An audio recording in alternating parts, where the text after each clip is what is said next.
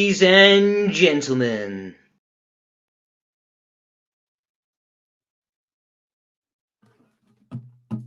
If you're grumpy and you know it, wear a mask. If you're grumpy and you know it, wear a mask. If you wish you could be smiling, but the stresses keep on piling. If you're grumpy and you know it, wear a mask. If you love your independence, stay at home, 'cause you're happiest when you are on your own. If you just need an excuse, say you're scared to leave the house. If you love your independence, stay at home. If you're in a Zoom call you don't want to be in, 'cause they're bringing back the quizzes every evening. Fake a power cut and go, no one's ever gonna know. Don't stay in a Zoom call you don't want to be in. Things are weird right now, but it'll be okay. We just have to take it day by day. By day, grab your wine or grab a tea, have a sing along with me. Things are weird right now, but it'll be okay. Thank you, Steph. Ladies and gentlemen, that was Stephanie McGarry performing a parody of If You're Happy and You Know It, Clap Your Hands. Hello, everybody, and welcome tonight to our Arts for Essential Workers September 2020 performance. I'm Nelson McMillan, founder of A Few, and your host tonight. We've got 5 acts coming up for you, 2 musical theatre and 3 original written dramatic theatre acts. Now, a quick note about those performances. We are operating as a startup theatre company on a shoestring budget. Now, with that, we have had, obviously, as a result of that, minimal rehearsal time. But at the same time, I can't promise you any special effects, dazzling costumes, or even eye-catching set designs and amazing lighting. But what we do have is a brilliant ensemble of talent, some great original writing, and we have your imagination coupled with Arts for Essential Workers values, which are to ensure that our theatre that we present you is always accessible, interactive, and relevant. Now, to talk a little bit more about that, I want to introduce you to our creative director, Katie, our artistic director, to talk through the creative side of things, Katie Cool. Katie, hello. Hello! Thank you so much, Nelson. Yes, tonight's theme, if Steph's absolute banger didn't give it away, is teachers and education. And our teachers have been absolute troopers the past few months, and always, really. It's our teachers, our favourite teachers, that inspire us to go on and do what we do. And so it felt only fitting that we celebrate our teachers here at Arts for Essential Workers. Now, tonight, as Nelson said, we have a wonderful mix of music and theatre. We jump into the traditional classroom setting where we see the mad and wonderful. We visit a new generation of education where we look at vlogging and YouTube tutorials. And then we take a look at what it means to be a teacher today. Just such wonderful pieces and such a wide array of talent for you tonight. I'm very, very proud of the work that we've created. So without further ado, let's get this show on the road. So much for that creative introduction, Katie. Katie will be back for the final Q&A panel, which we'll finish with. So if you have got questions, creative-related questions for our AD, please save them up till then. And talking of which, we would love to be doing this in a proper setting. Well, I say proper setting, I mean a live theatre face-to-face with you. We don't have that, so we're making the best of what we've got with digital technology tonight.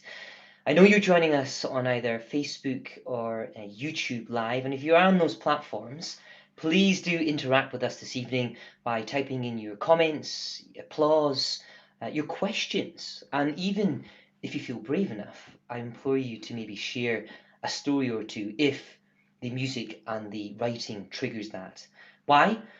Well, I remember learning once that apparently we learn so much when we listen, but I've always found that in addition to that, taking action on what we listen to and sharing in the sense tonight actually creates a deeper level of understanding for me. So we're going to try that tonight, and if you do feel that you can share a story, or if you want to share any questions and like, again, please post away on YouTube and Facebook. Now on to our first act. I'm starting with a quick question for you guys.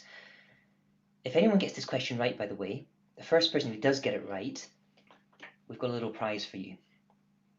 So the question is, whose voice features in the award-winning app Zombies Run? Whose voice features in the award-winning app Zombies Run? Any answers in studio? No? Oh, we can't give it forever. Time is 3, 2, 1, up. It's Charlie Afia, of course. Now, Charlie is our first actor on stage tonight, and she trained at the International School of Screen Acting and spent her early years living in Ghana before moving to Surrey in the UK. Aside from acting, you'll probably find Charlie cuddling a dog on her yoga mat, or, when lockdown travel restrictions one day again permit, on a beach somewhere in the world. Charlie will be performing a piece written by the actor, musician and writer Alex Allison. The piece is titled Understudy Angel, which sees a teacher trying to throw together a nativity play with an unruly, shall we say, class. Over to you, Charlie.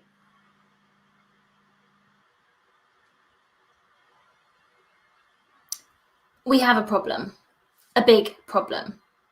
I'm a teacher, an educator, a secondary school messiah, but I'm definitely not an angel, despite what the construction worker down the road thinks. Admittedly, this wouldn't be happening had I told Janie that aggressively throwing baby Jesus across the stage was in fact wrong. But it was just so funny in rehearsals. She's a terrible thrower, so I should have known really. Imagine a small seal trying to throw something, stick a pair of braids on it, and that's Janie.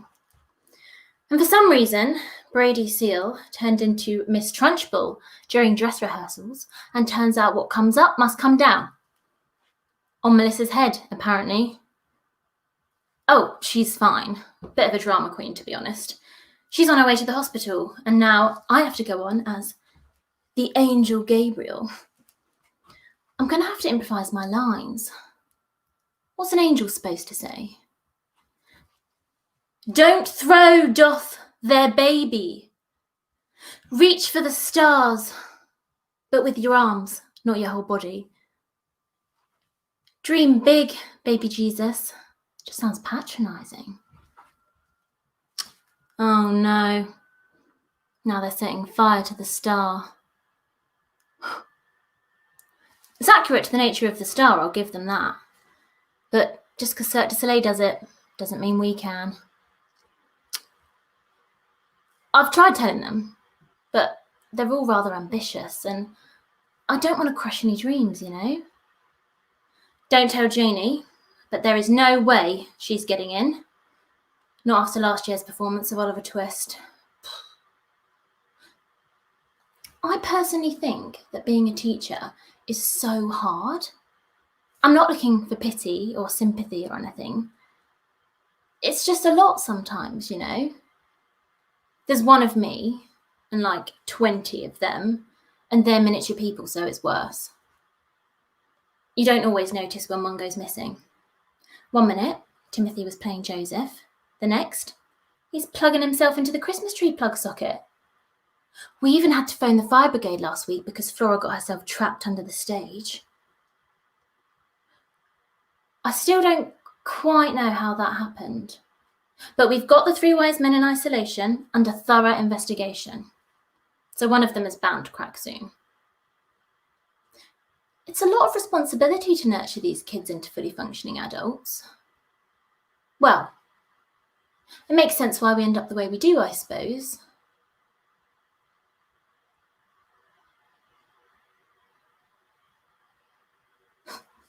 Well, let's get this show on the road.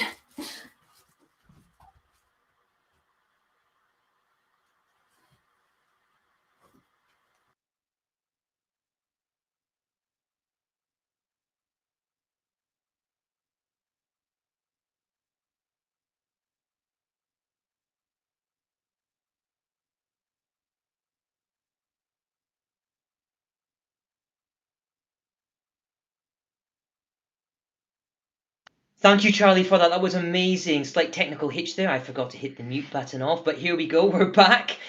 By the way, if you've got questions or points or applause or compliments for Charlie, again, please put it into the YouTube or Facebook live chat. If you're watching this recorded, again, feel free to comment because we always get back to you and share those lovely words that you pass to our artists. Charlie will be back shortly for a kind of early Q&A that we're going to be holding. But before that, we've got our second act up for you, which is a little bit of musical theatre, actually. And in that, we have Demi Morgan. Now,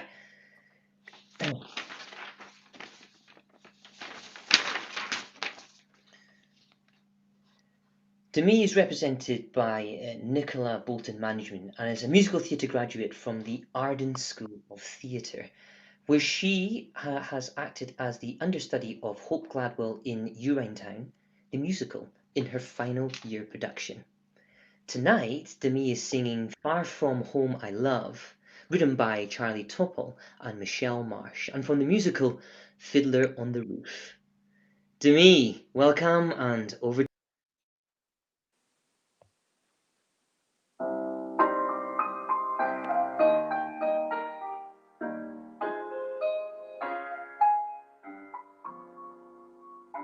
How can I hope to make you understand why I do what I do? Why I must travel to a distant land, far from the home I love. Once I was happily content to be as I was, where I was, close to the people who are close to me, here in the home I love. Who could see that a man would come who would change the shape of my dreams? Helpless now I stand with him, watching older dreams grow dim. Oh, what a melancholy choice this is, wanting home, wanting him, closing my heart to every hope but his, leaving the home I love. There where my heart had settled long ago, I must go, I must go. Who could imagine I'd be wandering so far from the home I love? Yet there with my love I'm home.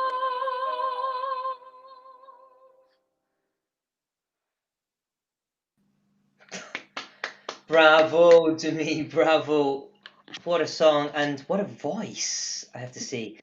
Ladies and gentlemen, if you've got questions for Demi, now's your chance to please throw them in the chats. We're going to be inviting Demi and Charlie back onto the sofa now to share some comments with them and get to know them a little bit better too. First to the studio, have we got any questions through at all, Jason? Well, I've got one to start us off. Demi, your song choice tonight, you've done so many in your career so far and performed so many. Why did you choose that? What was the inspiration behind your performance tonight?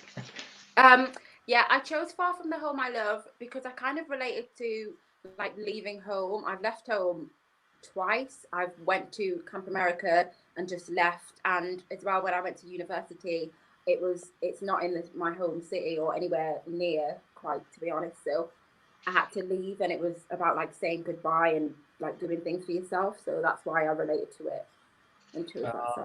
Oh, that's me. I love the connection there. And actually, the question for you, Charlie, that is in around your costume. Are those proper fairy wings? I mean, how did you come up with that? Was that something out of the fancy dress box? It is. I'll just grab them. So yeah, these are actually ladybird wings. And lack of resources meant I had to use tissue paper because obviously I was an angel, not a ladybird. So desperate times.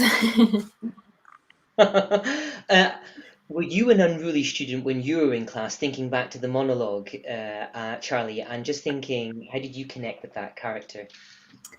As a student, I'd say I was better behaved in England than when I lived in Ghana. I was pretty wild. But yeah, no, I think that the character of Miss Beverly that I played, she's quite different from myself, which is why like I especially enjoyed sort of diving into the character and, you know, being someone, you know, you find those pieces inside yourself that aren't necessarily alike, but there's similarities that you pick up. So yeah, I really enjoyed it. Well, great stuff there. Thanks very much. And let's just share a comment from the audience. Charlie, what have we got here? Congratulations, both excellent performances from Mally Reese. Thank you, Mally, for that. Quick question back to yourself and career-wise to me. What are you up to at the moment? How is lockdown for you? How are you keeping yourself busy? To be fair, to be quite honest, I'm not the most busy. I have been practicing and just doing like self-tapes and trying to like keep in touch with my agent and make sure a lot of things are running smoothly, but that's it. That's all you can do, to be honest, is just stay in the loop and hope that things come through. Well, keep on at it, to me, because it will do for sure with your talent. We've got this lovely compliment here for you. For those who can't read it, it says, such a lovely voice to me. Would that be your go-to audition song? Oh, question from Stephanie. Thanks, Stephanie. Oh, thanks, Stephanie. I think, I don't know, because it depends kind of what I'm auditioning for. So I feel like if it was quite a more of like not classical, but more of a older musical or a different voice type, then I would use that. But if I was auditioning for like Mean Girls, then I would use something more contemporary. But yeah, it is in my rep. It is a staple. So. Nice. Well, it's a good one to have. Over to Charlie for a quick question. I was just thinking, we talked about who you were basing, who your character was on, but the character you were speaking to, the teacher, what did you do for that psychologically, Charlie? How did you connect with that? Did you use someone real from the past? Well, there's definitely a couple of teachers that spring to mind. It's funny because I was chatting to Alex about it during a rehearsal, and she said that it reminded her of a teacher. Pardon? Oh, sorry, go on, Charlie. Oh, sorry. Yeah, so Alex, who wrote it, was saying it reminded her of a teacher. And after she said that, I thought back to a couple of teachers that it really reminded me of at my primary school as well. So yeah, I think you definitely draw from people that you've had experiences with in the past, and that kind of makes it more real as well, because then you're using, you know, your experience that you've lived rather than just, you know, plucking it out of thin air. So that helps a lot. Yeah. And did you, for the nativity play, when you were in the nativity play, because I'm sure we all were at some point, Yes. I hope we all were, what parts did you get? So I was Mary, actually. Wow. I know. I was mega, biggest role of my life. Yeah, there was one point though where I had this poor boy was cast as the donkey, and there was one point where I had to sit on him, and he was the donkey, and he had to crawl across the stage. And looking back on it, I'm just like, that poor boy. Oh. Okay. Sorry, I'm getting more questions and comments coming in from the studio here. Thank you for that, Charlie. We could go on talking way more about that. I'm going to go back to Demi for a minute. What's your favourite style of musical theatre? I think my favourite style, I don't know, because you could ask me at different points in the day and it'll be a different style of musical. I think my favourite musical is Kinky Boots. So what style, that contemporary, I guess that style is. Yeah, it's just like Kinky Boots, I guess, Hamilton. But it honestly depends on the time of day. I'll change my mind every 2 minutes. So. And what about yourself, Charlie? What's my favourite musical?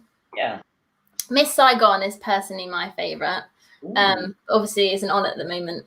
So I hope they bring it back when this is all over. I hope one day they bring it back. I'm with you there, Charlie. And actually, it's interesting, this whole thing about nativity as well. It just cast my mind back, because I remember doing it myself in Scotland, up in the Highlands. And I think I was cast. Oh, yeah, I was cast as one of the three wise men. Really? 90s Scottish primary school casting, huh? Right. I love that. Anyway, guys, we got to move on because time is ticking on by. Suffice to say, now the important thing is we're going to have a short interval. Thank you very much so far to our performers, Demi and Charlie. Great to get us started. We're going to give you all a 2-minute break now to refresh. And in the interlude, we're going to have Stephanie McGarry, the wonderful acting musician, come back and play a piece of, well, one of my favorite, in fact, one of my wife's favorite piano pieces, actually, to just cover the interval. See if you recognize it. If you do, please let us know what you think it is in the chat. See you in a couple of minutes. Stephanie, take it away.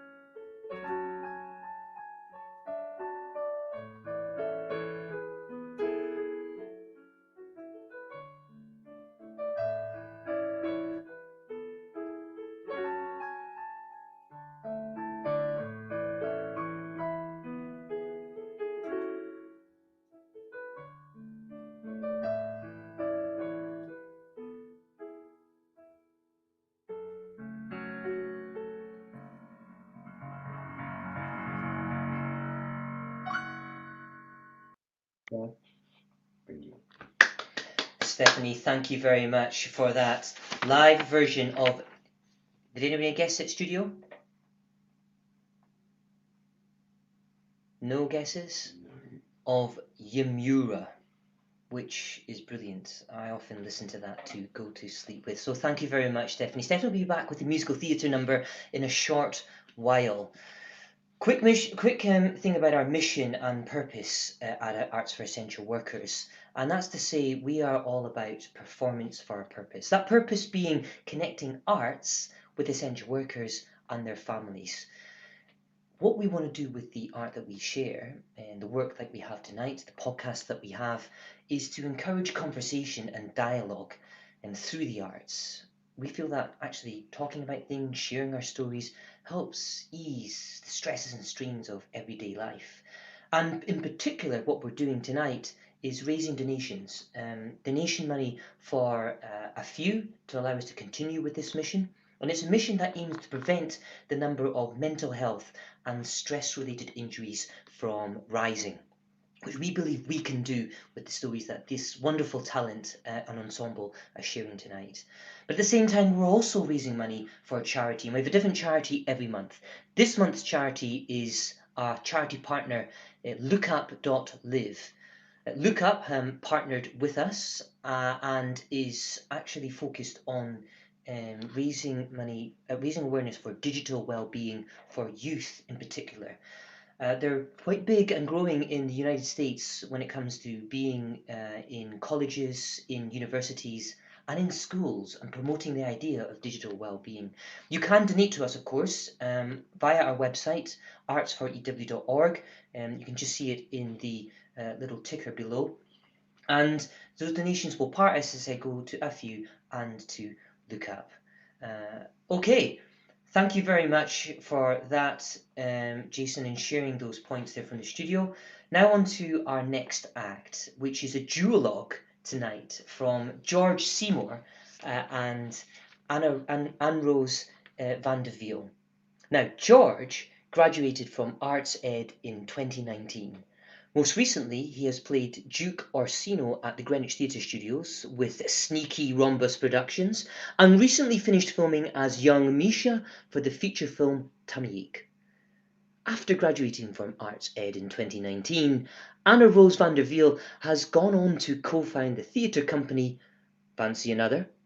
The company developed their first show, Shaping Dust, about a woman living with Alzheimer's and her relationship with her daughter, which debuted at the Cockpit Theatre in London earlier in 2020. Tonight's performance is written by George and Anne-Rose, and to set the context for the scene, here we go. Yogella! The biggest yoga online personality the world has ever seen, and you are finally going to meet her. In real life. Online. Hi, Yogella. I am your biggest Yogella bear, and I can't believe the day has finally come. Today is the most important day of my life because I am finally meeting you. So obviously, before coming here, I started with yesterday's Sunday sun salutation, yoga for anxiety, and it's definitely one of the best you have ever done. It was just speaks to me, you know, and it just really works, you know? I mean, of course, you know, because you created them. So anyway, I am vlogging this live so that all of my 16 followers can witness your reaction live. And after that, oh my God, Yogella and Amy, we can look back on this. We could do a collab video and react to it when we start doing videos together. That would be so insane. But for now, comment, rate, subscribe. Yes. Can I help you? Yeah, I'm just visiting a friend. Yeah, I think you got the wrong flag. No, I'm pretty sure I'm in the right place. Do you mind? It's a surprise. Yeah, sorry. So she doesn't normally take visitors during Monday. Monday meditation, yeah, I know. Last week's was so inspiring. Getting back to the true you. It just really grounded me, you know, despite living on the 15th floor. Oh, I know. I mean, it was clear from the comments that it was exactly what the fans needed. It was just so good for centering the heart and mind. And even though it was raining, you can always bring the sun to your heart. So do you work for her? Would you mind? Could you film me giving her this gift? Okay, yeah, no, here we go again. What does it say this time? Dear Yogella, I am your biggest fan, your most loyal Yogella bear. What the hell is this? Well, it's a letter. I mean, you're not really meant to be. On. I saw in one of your videos that you have a bottle of Marc Jacobs Daisy on your nightstand, and I bought one myself and spray it on my pillow every night so I can feel close to you, like I'm sleeping next to you.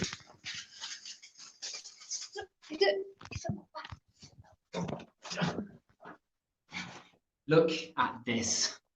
A badly written letter, a poorly photoshopped photo, and a half-melted chocolate. Yeah, well, it was my last Rolo, and I just thought she might appreciate it because, you know, her videos, I mean, she's done so much for me, so I just wanted to give back in return. Why are you recording me? For evidence. I want you going to see the kind of nutters that come to her door. I am not a nutter! What? Just be quiet. Well, why? It's Monday meditation. Yeah, but it's almost over. Please. Oh my God, we're almost there. And this is so exciting, and it's so amazing because your manager, he can film us. You're the manager, yeah? You work for her, right? Please, I think we should go. So, do you work for her? Who are you? I help Yogela out with some things. Does she know that you work for her? She needs me. So, no. No, listen, because actually I help her out because I found out where she lived and got the flat below, so I can stop people like you from interrupting Monday meditation. And the thing is, I stop flies going in, I stop, if she eats that Rolo, think of her figure, right? I'm kind of like her quality content filter, and I know one day she's going to see all the work I do, all the work I put in, and be like, oh my God, that guy, he's perfect. He's pretty much my manager. I know, I'll make him my manager, so yeah, I'm her manager. You are actually insane. No, because I'm not the one turning unannounced, right, to deliver this. You're pretending to work for her. Does she know you have her whole schedule? No, okay, right, but at least I haven't got terrible calligraphy and half-melted chocolate. Yeah, but I didn't move into the flat below her. Yeah, well, you really need to work on your Photoshop skills. Rolo?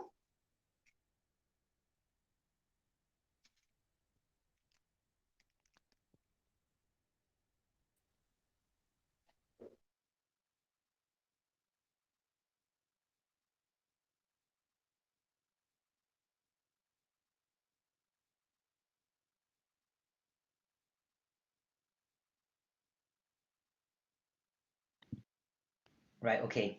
I would like to blame the technology, but it's purely down to me not being able to press the unmute button. Let me just rerun that again.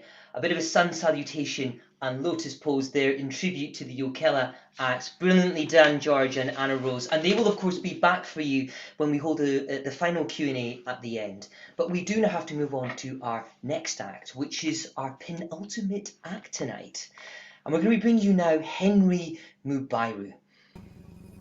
Henry trained at the Identity School of Acting, the Unseen Drama School, and in 2020 completed his acting diploma at the Royal Central School of Speech and Drama. He's currently unrepresented, but is an up-and-coming talent that we are proud to showcase for you tonight via a piece written by Owen Landon. Now, Owen is an actor and now a writer who graduated from East 15 in 2017. As an actor, he's performed in a yearly rep season on tour for Paul Taylor Mills and in Henry V at Regent's Park Open Air Theatre. Tonight is a landmark moment for Owen, as this is his first commissioned piece of writing. Now, to set the scene, Henry is playing the part of Jordan in a monologue that looks at the controversy around sex education to include LGBTQIA+. Over to you, Henry, aka Jordan. Morning all. Now can everybody hear me? Yes. We've all got sound? Yes. Carol, just join with your computer. Oh, she can't hear me, can she? Can somebody message Carol and get her on board? Oh, for God's sake. What was that, Jordan? Nothing. Sorry. I thought I was muted. Right. Oh, good. Carol's here. Right, we can get started. First point on the agenda, food bank. The quiches have been surprisingly popular, but kidney beans are piling up, so whoever's on that duty could just be sure to pop a few of those in every bag. That'd be great. Next, lunch cover. If everything went well yesterday, I think we just go with that again today. Yes? Lovely. Now, the serious point of today, it's that time of year again, and we need to broach the topic of sexual education with our Year 6, which I know Jordan and Alicia have been getting deep into, so to speak. Nice phrasing, Keith. As ever, this info went out in the newsletter and has quickly become the main topic in my inbox and the pickup queue. Nothing new there then.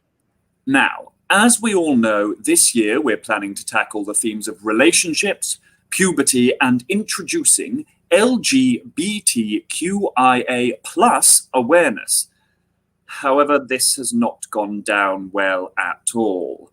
Many parents have threatened to withdraw their children from all of these sessions, and there are rumours of a petition coming our way. Gemma and I had a discussion yesterday with the parent panel, and in order to avoid a Parkfield Pickett situation, we have come to the compromise of continuing our sex and relationship sessions, but we will be withdrawing the LGBTQIA+ sessions until we have a chance to review the situation. Now, obviously, this is not ideal for us, but we do have to maintain a balance. You have got to be fucking kidding me. I mean, why? Why is this still up for discussion? I mean, it's in the curriculum, it's in the law. We are the school. We teach. We teach them what they need to be taught, not what their parents think they need to know. If we left it up to them, half of them would be fucked. I'm sorry, it's just, we've planned it. We've put thought into it. I have put thought into it because I care. And surprisingly, I got into this job because I actually want to teach and try and make some sort of difference and actually teach. I mean, come on. What are these people expecting us to do? Chuck on Brokeback Mountain and just say, have at it? It's a lesson, not a conversion. We're here to teach them about the worlds they live in and that the world is huge and scary and diverse and beautiful and normal.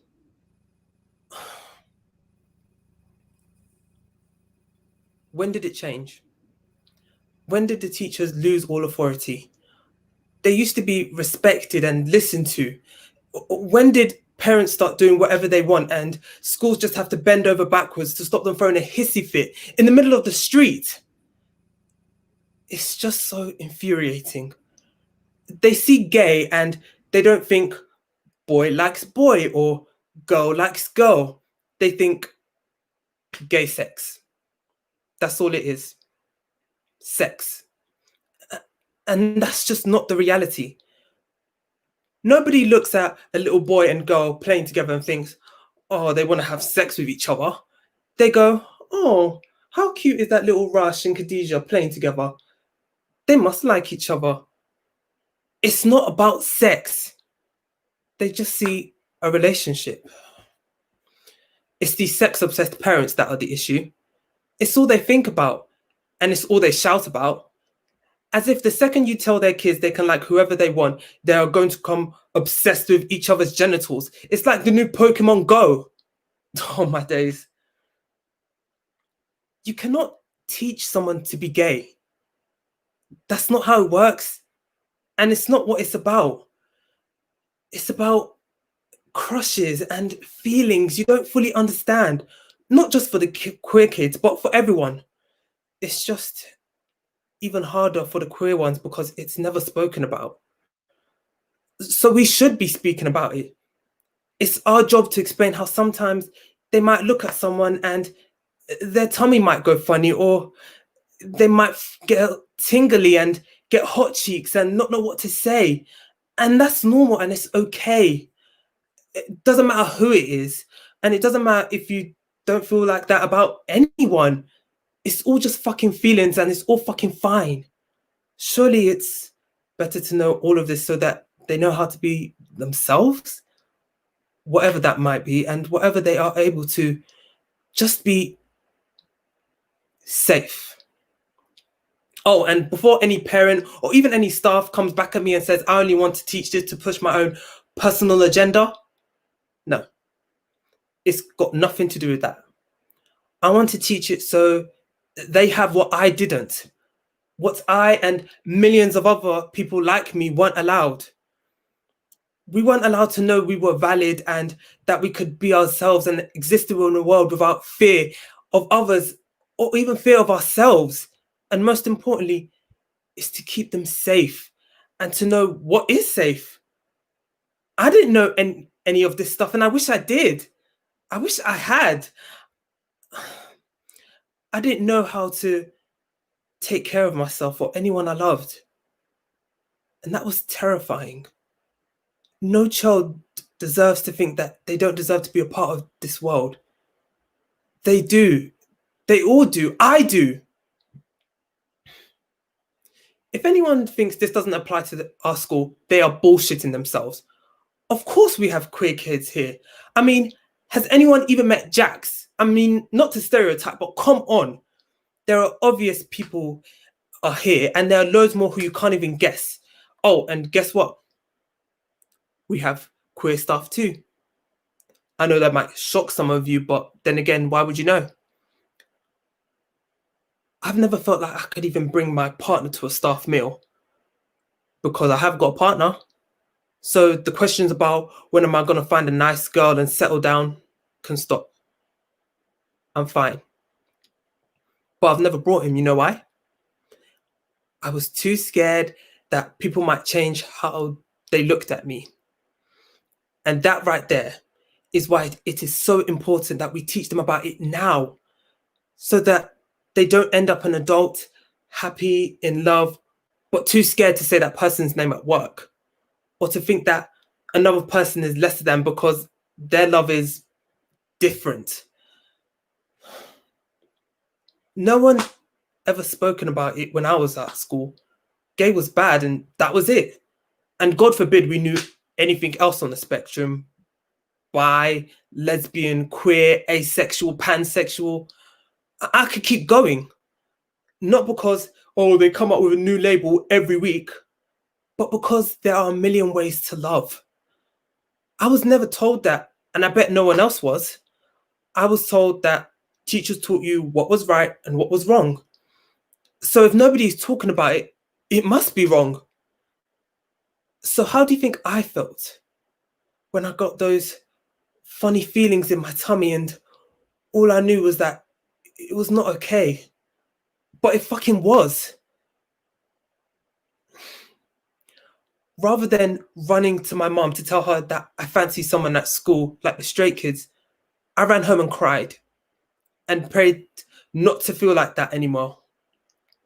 I thought I was the only one, and why wouldn't I? Where were the stories, the songs, films about people like me? Well, they are out there now, and our kids deserve to know. They shouldn't have to go to someone to ask to see these books. They should just be there, like all the other books. Why are we shaming kids for feeling different and feeling like they have to label themselves and tell everyone that they're just trying to work out who the hell they are? And these books are for everyone, because those stories are just as normal and just as valid as every cis, white, hetero fairy tale to have ever been written. It's just, I don't know. Everyone deserves to feel accepted and to be taught how to accept others. I know I've got it better than people before me, but it's my job to make it even better for the people who come next. Why is it so hard for people to understand? I just don't get it. It's just not fucking fair. So I do think that for the time being, this will have to be how we go forward. Not perfect, but we have to work with what we can. I don't want to push the point too much, but I hope we can work with this. Does anybody have anything they want to add? Yes. Actually, I do.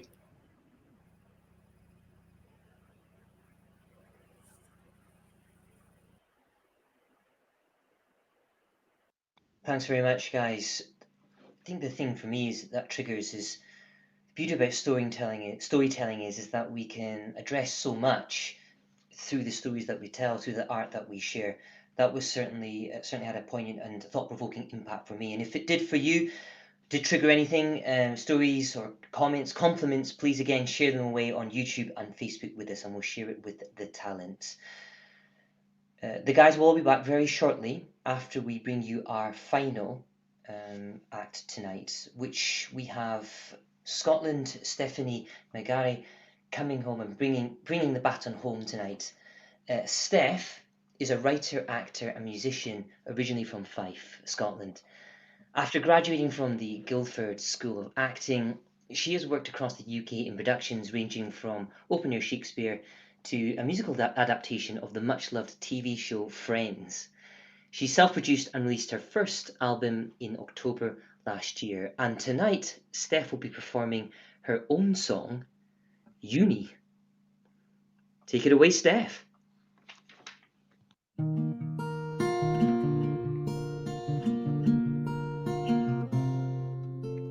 wish I could go back to uni.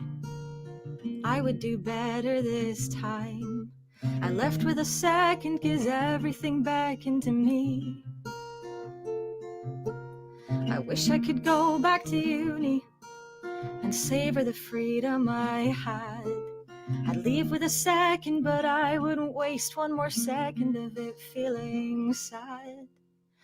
Life is a way of telling you when to let go of the things that you missed, when to forget all the problems you had and the people who you never kissed.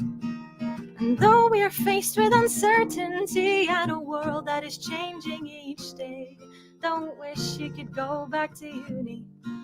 It wouldn't be how you remembered anyway.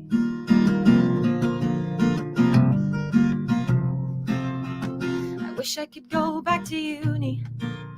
I would be kinder this time. I wouldn't let in all the voices that wanted to wage civil war on my mind. Oh, I wish I could go back to you, and not because of my pain.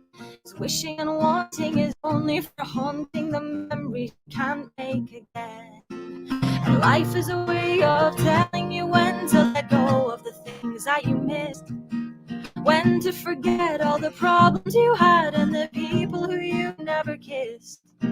And though we are faced with uncertainty and a world that is changing each day, don't wish you could go back to uni.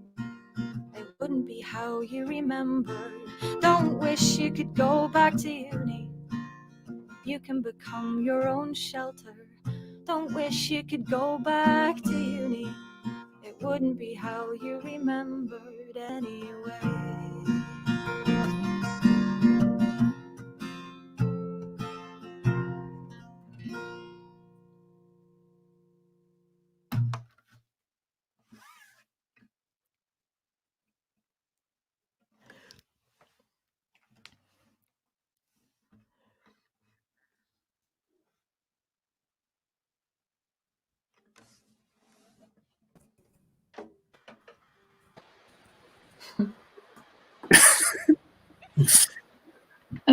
You've got no sound, Nelson. Right, so I think I'm going to have to put on a massive post-it in front of me that says Nelson unmute. Thank you, Cass, for reminding me I have no sound. That's completely taken away the emotion that I had for the powerful impact of both Owen Landon's written work, Henry's authentic performance, and Stephanie McGarry's wonderful original piece of music there, Uni. Got this line here, Steph. I wish I could go back to uni. Is that true? Is that you speaking?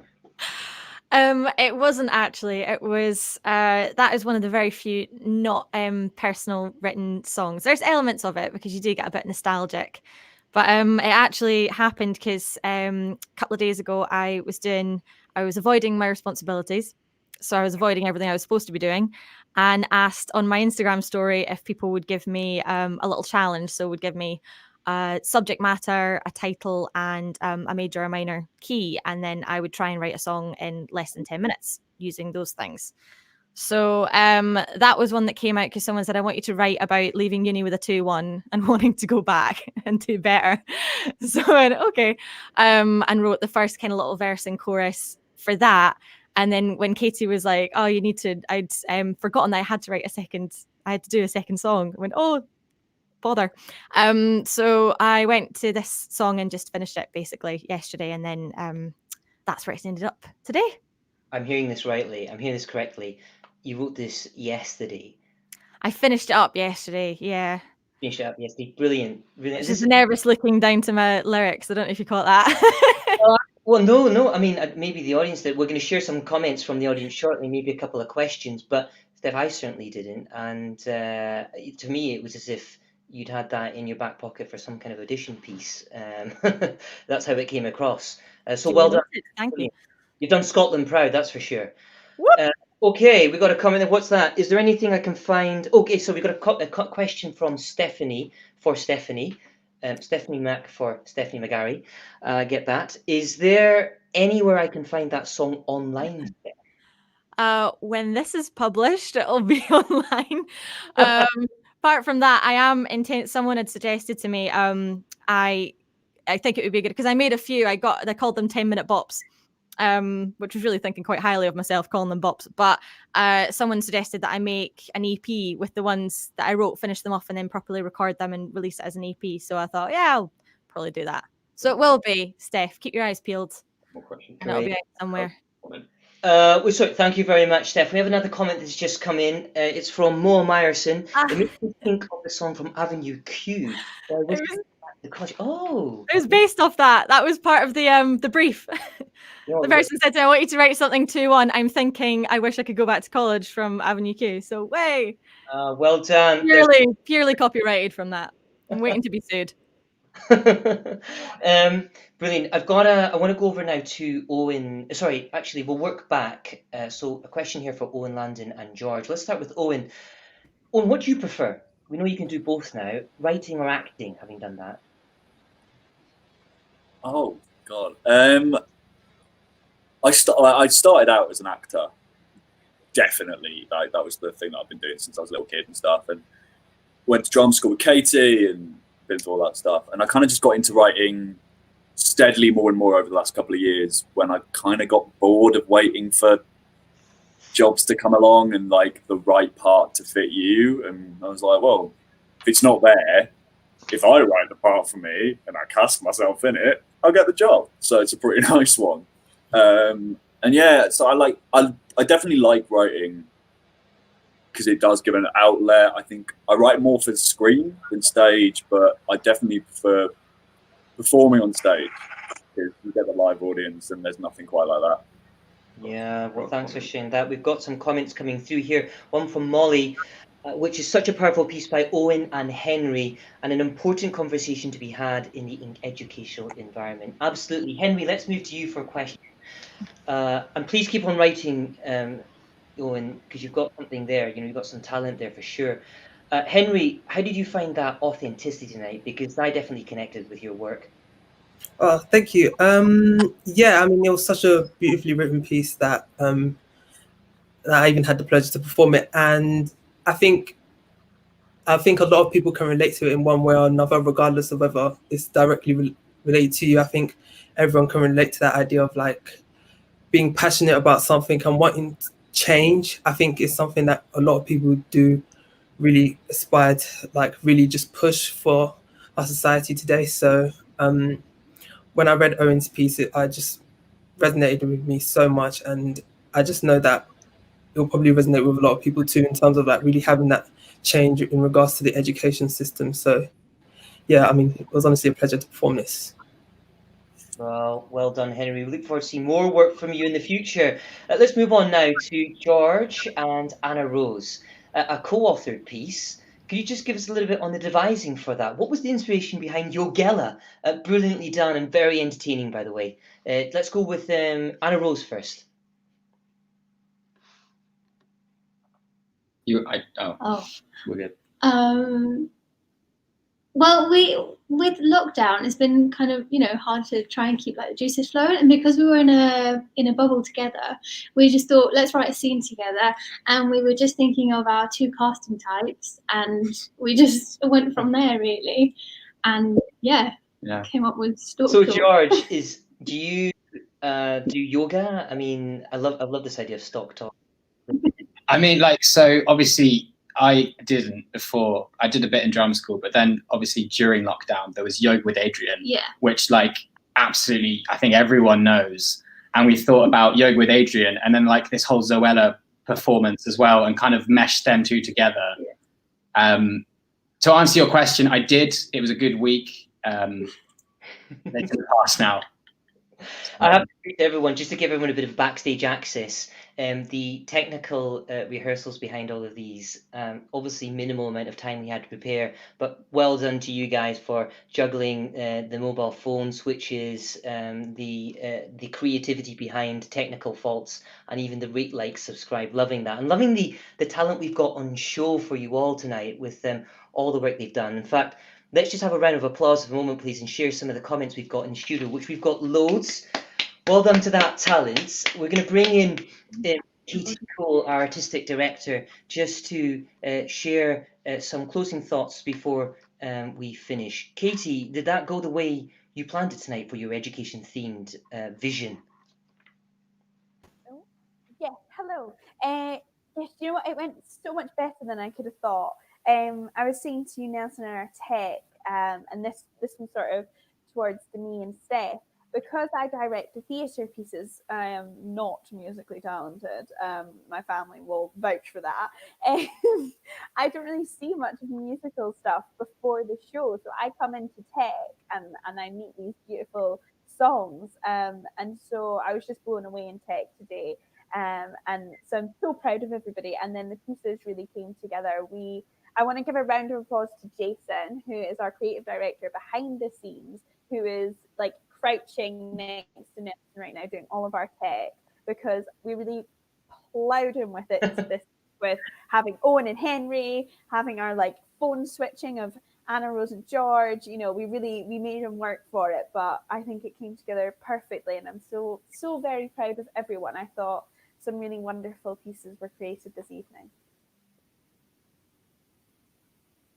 Great. Well, we'll have a word with all the cast in the virtual green room afterwards, shall we, Katie? But we have another comment from the audience. I think it's a question for Anna, Anna, Rose and George. What's that question, Jason? Anna, Rose and George. George's piece was absolutely hilarious. What inspired you to write that? I think we got an answer to that. But look, George, I never got your take on it. So what would be your take to build on Anna Rose's opening point? Well, we obviously as well looked at, Joe Wicks's PE, and thinking about like how many people are tuning into that during lockdown and everything, and just kind of how that is also in itself a form of, I guess, education when the schools were closed and everything else. But then there's also this weird thing of, obviously your teachers aren't meant to have an online presence. Joe Wicks does.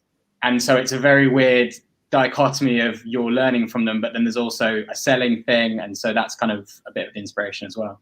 Oh, I love that. And Anna Rose, any other thoughts on that before we move on?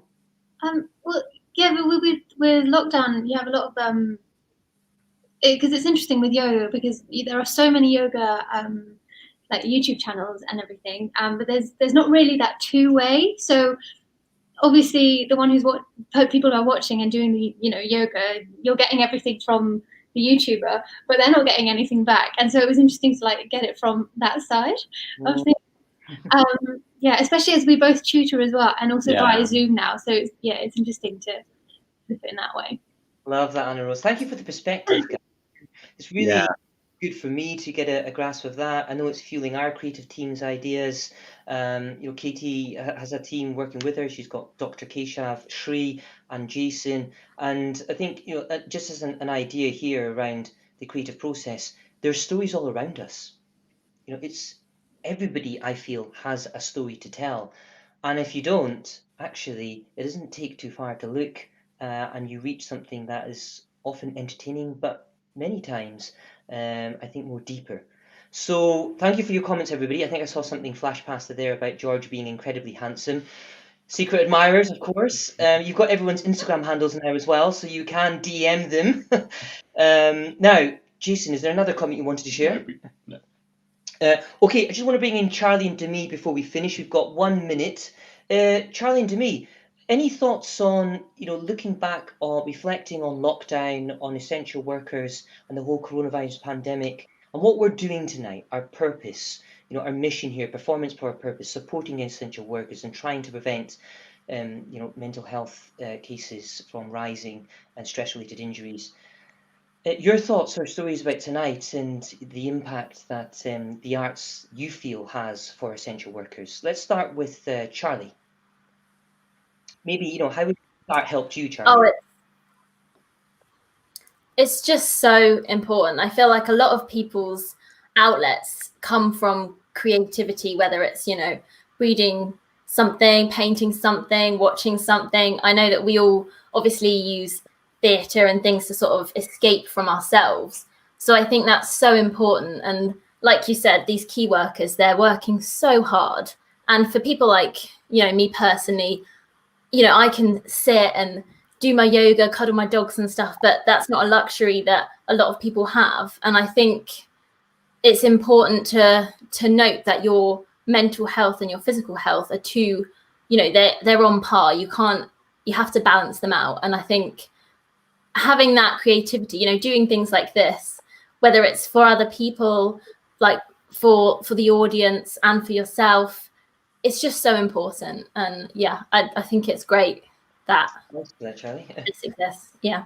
And thank you for sharing that on behalf of all of us, actually. I will go to Demi to get her take as we finish now.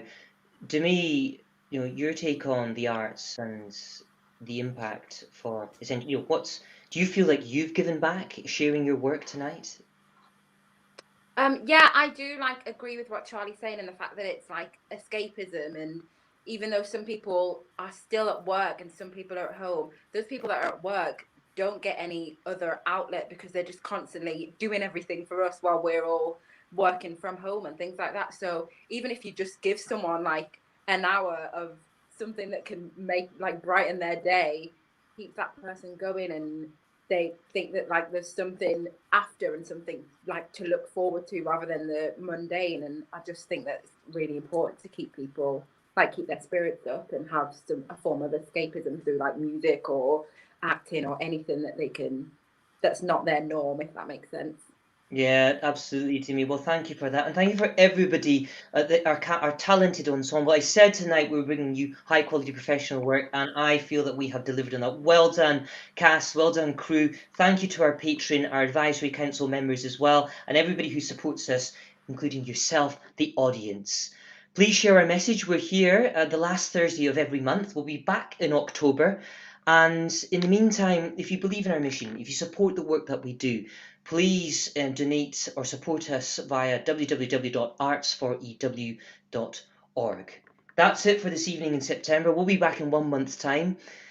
For now, good evening and good night.